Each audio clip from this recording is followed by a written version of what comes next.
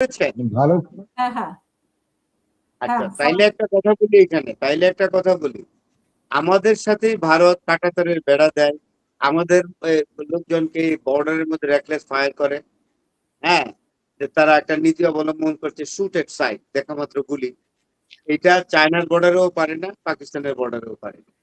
আমি হলফ করে বলতে পারি যে পাকিস্তানের বর্ডারে, চীনেরটা পরে বলছি, পাকিস্তানের বর্ডারে যদি একটা একটা পাকিস্তানিকে গুলি করে মারে, তাহলে পাকিস্তান রিটালিয়েটিং এ অন্তত 10টা লোককে মেরে ফেলবে India, no doubt about it. এবং এই ধরনের দৃষ্টান্ত আছে। এদের তথাকথিত সার্জিক্যাল স্ট্রাইক নিয়ে কথা হইতো, সার্জিক্যাল স্ট্রাইক করে কখনোই ইন্ডিয়া পাকিস্তানের সাথে জিততে পারে। এটা হলো চিত্রটা, আসল চিত্র। আর চায়নার সাথে তো প্রশ্নই ওঠে না। 1962 সালের যে চায়নার সাথে পাকিস্তানের আর ভারতের যে একেবারে সাংঘাতিক মানে করুণ পরাজয়, এটা কিন্তু ভারত এখনো বলে নাই। আমি দিল্লিতে গিয়েছিলাম 2016 সালে ডেলিগেশনে, সেখানে গিয়ে দেখলাম সাইনবোর্ডের মধ্যে কত আর্মি অফিসারের নাম যারা চীন ভারত যুদ্ধে 62 সালে প্রাণ দিয়েছে। সুতরাং এই ক্যাটাস্ট্রফি ইন্ডিয়া জানে, এই অভিজ্ঞতা তাদের আছে।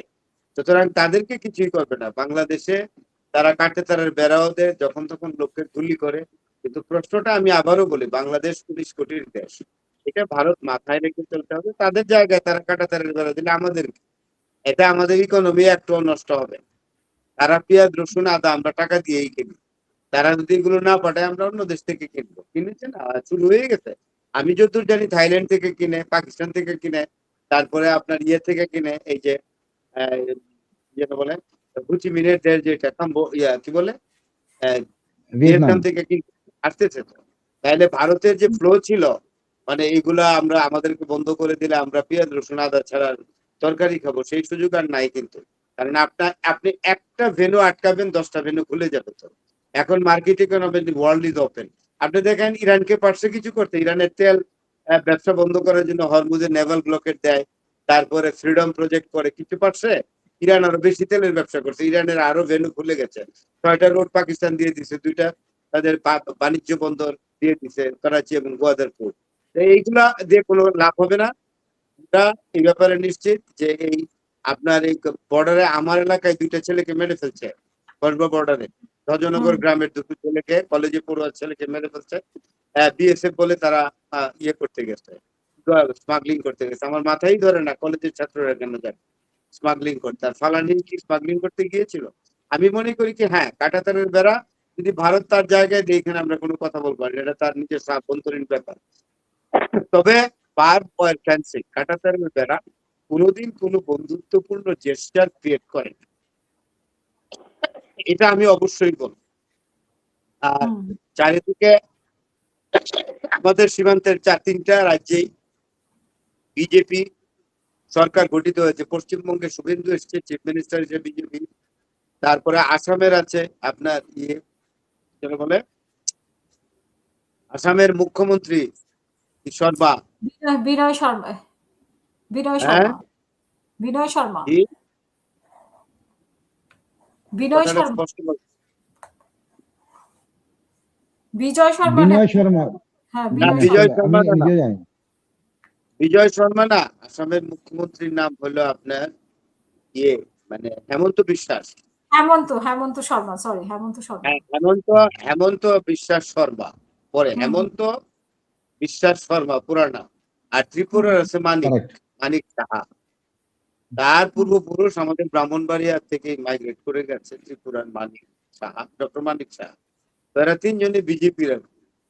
তো সব দিক দিয়ে বিজেপি আসছে। তো এখন আমরা দেখি কি অবস্থা। পররাষ্ট্রনীতি আমাদেরও তো আছে, যেমন খলিল রহমান সাহেব, আমাদের খলিল ভাই পররাষ্ট্রমন্ত্রী, যার উপরে আমার কিন্তু অনেক আস্থা, যার ডিপ্লোম্যাটিক এক্সপেরিয়েন্স এবং দক্ষতার উপরে আমার অনেক আস্থা। উনি তো অলরেডি গেছে চায়নাতে গিয়ে 3টা প্রজেক্ট, যেটা এটা তো করেই আসছে। সুতরাং এই নিয়ে আমাদের কোনো টেনশন নাই। আমরা এখন আমাদের অর্থনীতিও ভালো। ভারতের বিভিন্ন মিডিয়া বলে বাংলাদেশের মানুষ খাইতে পায় না, গরিব, এটা ভুল ধারণা। যারা এই কথাগুলো বলে তাদেরকে আমি আমন্ত্রণ জানাই যে আপনারা আসেন, আমাদের গ্রাম বাংলায় যান।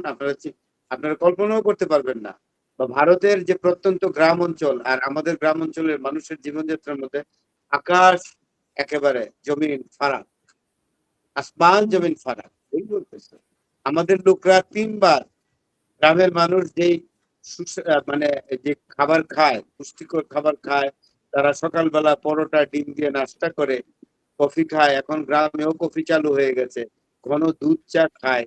এগুলো তো আমার মনে হয় না যে ভারতের গ্রামীণ অঞ্চলের সাধারণ মানুষ এরকম 4-5টা পরোটা খায় সকালে with egg, with an egg or 2 eggs also. কারণ তাদের প্রত্যেকেরই ছেলেরা 1টা 2টা 3টা 4টা এমনকি 5টা ছেলেও আছে কারো কারো মধ্যপ্রাচ্যে।